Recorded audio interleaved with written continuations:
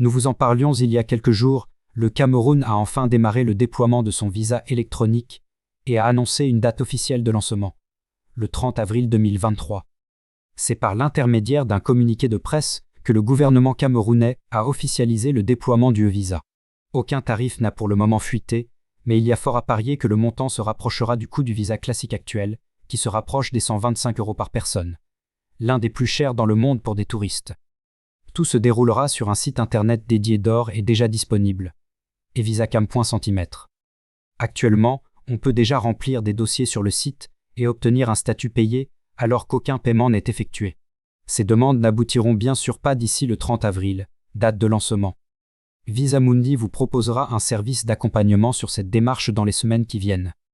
Les visas électroniques permettent les séjours suivants: tourisme, long stay, transit et temporaire, comme à l'ambassade. Les informations demandées sont plutôt simples et classiques.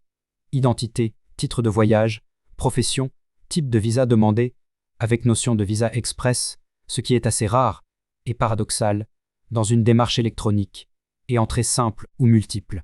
Une copie du billet d'avion sera nécessaire, tout comme une copie du passeport, voire une lettre d'invitation. Les voyageurs à destination du Cameroun n'auront plus besoin de prendre rendez-vous dans une représentation du pays et espérer une ponctualité des services. Le visa sera apposé à l'arrivée en Cameroun sur la base du document électronique. Tous les points d'entrée seront concernés à terme. C'est un bond immense pour le pays d'Afrique qui veut booster son tourisme.